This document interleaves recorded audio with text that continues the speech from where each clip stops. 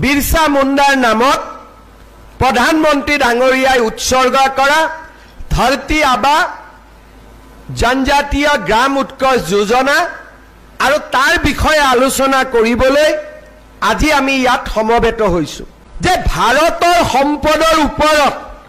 প্ৰথম অধিকাৰ যদি কাবাৰ থাকিব লাগে কাৰ থাকিব লাগে কিন্তু মোদী ডাঙৰীয়াই ক'লে যে নহয় আমি সকলোকে দিম কাকো আমি নিদিও সবকা সাথ সবকা বিকাশ কিন্তু প্ৰথমতে আমি ট্ৰাইবেল মানুহখিনিক দি লম আমাৰ মিচিং দেউৰী খুনুৱাল এই গুটেই আমাৰ কাউন্সিলত ৰাভা মিচিং বড়ো যিমান কেইখন আমাৰ কাউন্সিল আছে ঠেঙাল কছাৰী গুটেই কেইখন কাউন্সিলত এই আঁচনিটোৰ ক্ষেত্ৰত আগভাগ ল'বলৈ মই আহ্বান জনাম আজি আমি ইয়াতে এটা বিশেষ উদ্দেশ্যত গোট খাইছো মোৰ মনত আছে 2024 চনৰ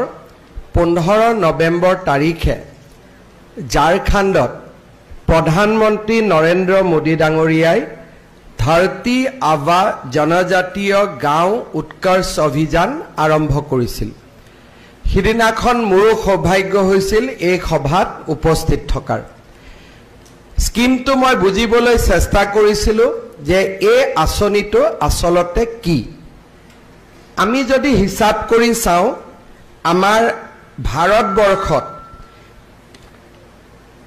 জনজাতীয় গাঁও আমাৰ কিমান আছে এই হিসাব কৰি মোদী ডাঙৰীয়াই উলিয়ালে যে আমাৰ ৬৩,০০০ গোটেই ভাৰতবৰ্ষত জনজাতীয় গাঁও আছে উত্তৰ প্ৰদেশত জনজাতীয় লোক একেবাৰে কম কিন্তু উত্তৰ পূৰ্বাঞ্চলত জনজাতীয় লোক আটাইতকৈ বেছি আমাৰ ৰাজ্যখনতো যেতিয়া আমি হিসাব কৰিলো প্ৰায় ৬০০০ আমি জনজাতীয় গাঁও আমি দেখা পালো অৰ্থাৎ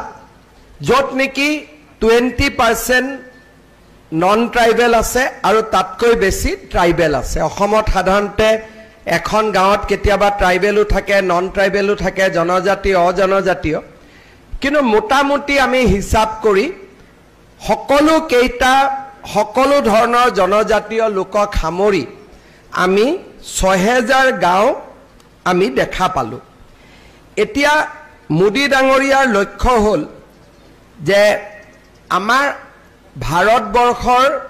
এই ৬৩,০০০ জনজাতীয় গাঁৱত কেইটামান বিশেষ যোজনা হাতত লোৱা প্ৰথম কথা প্ৰত্যেকখন জনজাতীয় গাঁৱত পকী ৰাস্তা আছে নে নাই যদি আমি চাব যাওঁ যে হয় পকী ৰাস্তা বহুত বনোৱা হৈছে কিন্তু কিছু পকী ৰাস্তা কিছু গাঁৱত এতিয়াও হোৱা নাই এই ধৰতী আবা গাঁও উৎকৰ্ষ যোজনাৰ অধীনত প্ৰথম PWD বিভাগক পুঁজি দিয়া হ'ব যে আপোনালোকে এই জনজাতীয় গাঁও কেইখনত ৰাস্তা বনাব লাগিব ট্ৰাইবেল ডিপাৰ্টমেণ্টে নকৰে যিটো ডিপাৰ্টমেণ্টে ৰাস্তা বনায় সেই ডিপাৰ্টমেণ্টটোকে পুঁজি দিয়া হ'ব যে আপোনালোকে আমাৰ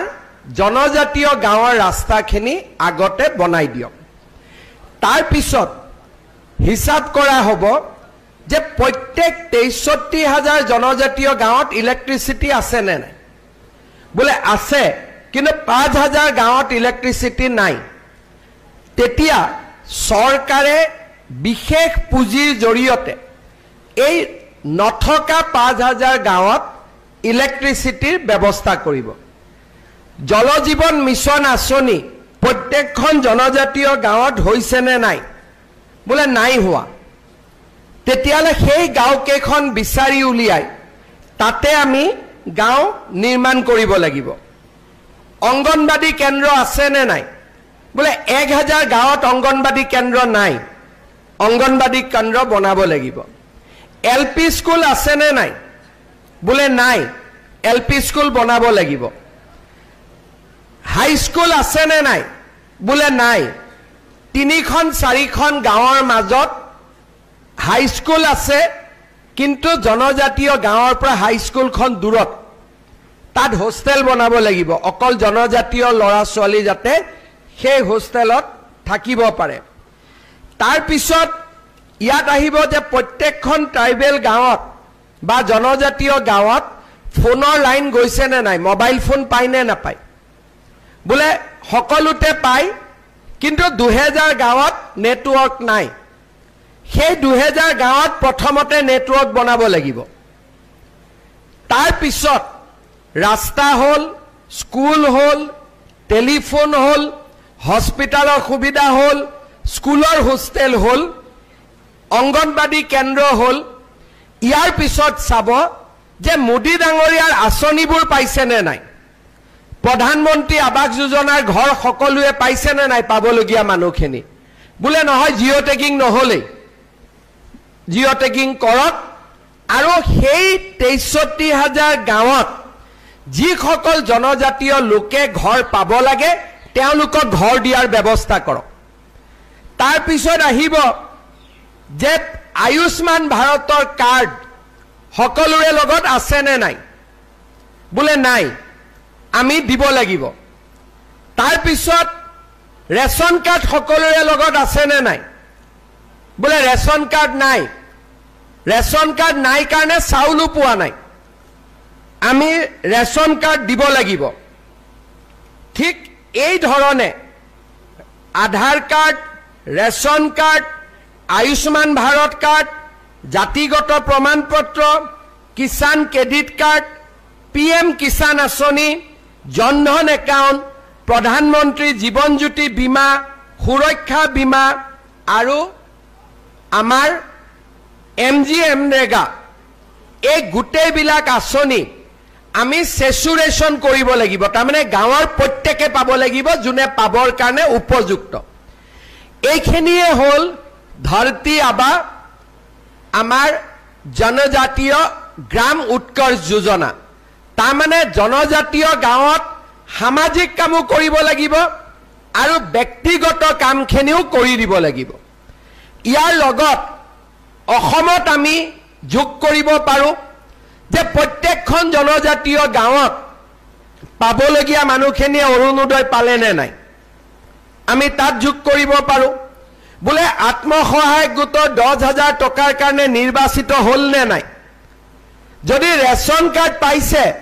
ৰেশন কাৰ্ডৰ লগত চাউল দালি নিমখ তেল সস্তাত পাইছে নে নাই এই অসম চৰকাৰৰো যিবিলাক আঁচনি আছে যে প্ৰত্যেক গৰাকী জনজাতীয় ছাত্ৰীয়ে নিযুত মইনা আঁচনি পাইছে নে নাই অৰ্থাৎ পোন প্ৰথমবাৰৰ বাবে জনজাতীয় লোকসকলৰ আঁচনিৰ পৰা যাতে তেওঁলোক বাদ পৰি নাযায় সকলো ডিপাৰ্টমেণ্টে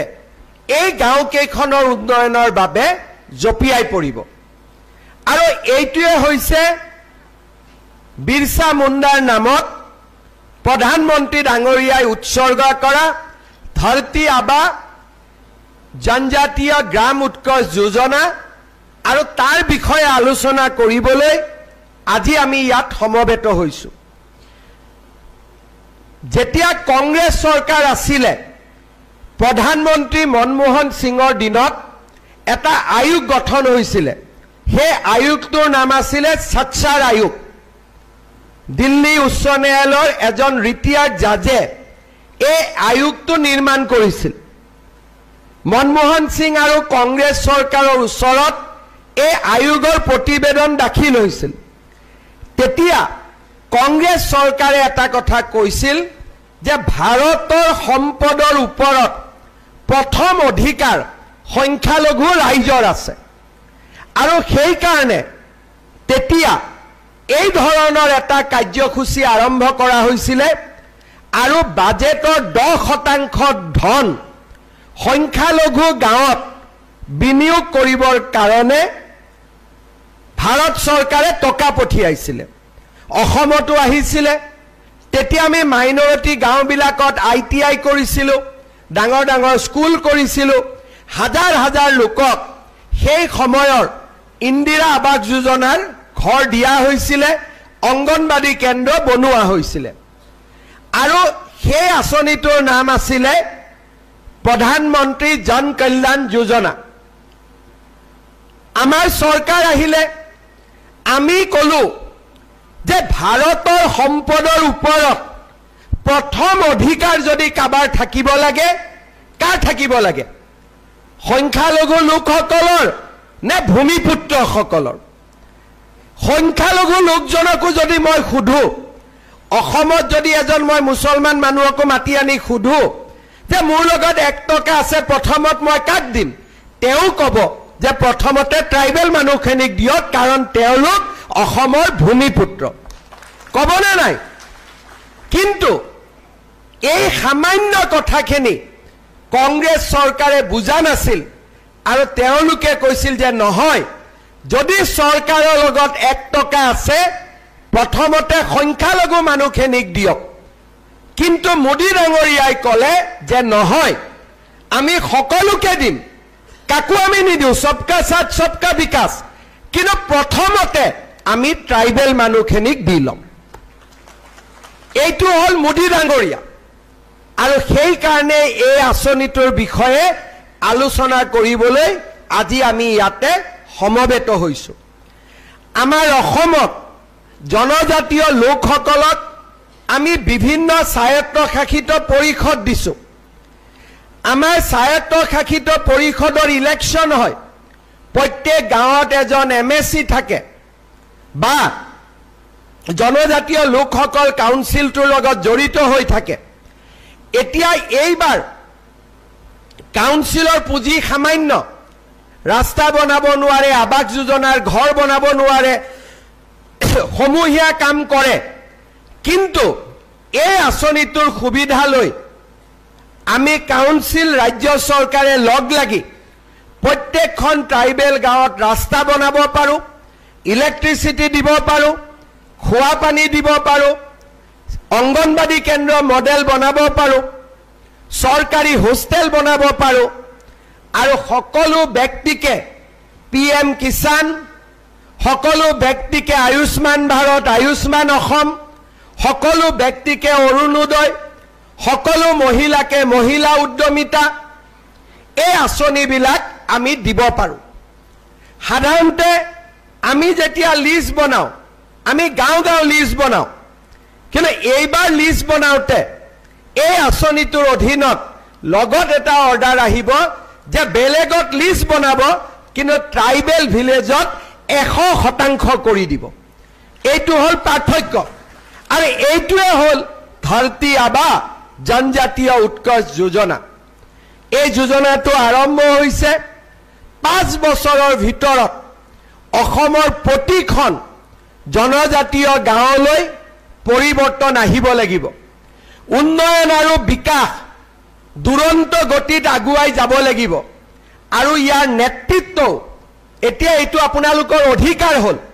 যে মোদী ডাঙৰীয়াই এইখিনি দিয়াৰ দায়িত্ব লৈছে। ই এতিয়া অনুৰোধ নহয়, এটা অধিকাৰলৈ ৰূপান্তৰ হ'ল। আৰু জনজাতীয় লোকসকলে এই ধৰতী আবা জনজাতীয় গ্ৰাম উৎকৰ্ষ যোজনাৰ লগত নিজক জড়িত কৰিব লাগিব। আজি ৰণোজ পেগু ডাঙৰীয়াই আপোনালোকক ইয়াত মাতি আনিছে যাতে আমি এই আঁচনিটোৰ বিষয়ে বুজিব পাৰোঁ। ইণ্টাৰনেটত, গুগলত এই আঁচনিটোৰ বিষয়ে আপোনালোকে আৰু বহুত কথা জানিব পাৰিব। আৰু এই বছৰৰ পৰাই আমি অসমত এই আঁচনি ৰূপায়ণ কৰাৰ কাম আমি হাতত ল'ম। গোটেই কামখিনি হৈ উঠোতে অলপ সময় লাগিব, কিন্তু অসমত যেহেতু কাউন্সিল আছে, ডিপাৰ্টমেণ্ট আছে, আমাৰ লগত জনজাতীয় ৰাইজসকল জড়িত হৈ আছে, আমি বহুত সোনকালে ইয়াত আমি সফলতাও লাভ কৰিব পাৰিম। আজিৰ এই সভাত আপোনালোকে আৰু বুজিব পাৰিব ভাল কৰি। ডিব্ৰুগড়ত মই যোৱাকালি আহিছিলোঁ আৰু মই ডিব্ৰুগড়ত থকাৰ সুবিধা লৈ ৰণোজ পেগু ডাঙৰীয়াই মোক কৈছিলে যে এপাক আপুনি আহি যাব। মোৰো মনটো সঁচাকৈ ভাল লাগিলে যে প্ৰধানমন্ত্ৰী ডাঙৰীয়াৰ এখন গুৰুত্বপূৰ্ণ আঁচনিৰ বিষয়ে আপোনালোকক জনাবলৈ মোৰ সৌভাগ্য হ'ল। মই ডিব্ৰুগড় জিলাৰ বিধায়কসকলক, অসমৰ প্ৰতিখন জনজাতীয় বিধায়কসকলক, লগতে যি বিধায়ক জনজাতীয় নহয় কিন্তু জনজাতীয় গাঁও তেওঁৰ সমষ্টিত আছে, সকলোকে এই আঁচনিখনৰ লগত জড়িত হ'বলৈ মই আহ্বান জনাম। বিশেষকৈ আমাৰ মিচিং, দেউৰী, সোণোৱাল এই গোটেই আমাৰ কাউন্সিলত ৰাভা, মিচিং, বড়ো যিমান কেইখন আমাৰ কাউন্সিল আছে, ঠেঙাল কছাৰী, গোটেই কেইখন কাউন্সিলত এই আঁচনিটোৰ ক্ষেত্ৰত আগভাগ ল'বলৈ মই আহ্বান জনাম। পুনৰ এবাৰ সকলোকে ধন্যবাদ জনাই মই মোৰ বক্তব্যৰ সামৰণি মাৰিছোঁ। ধন্যবাদ। জয় হিন্দ, বন্দে মাতৰম। Assam Focus।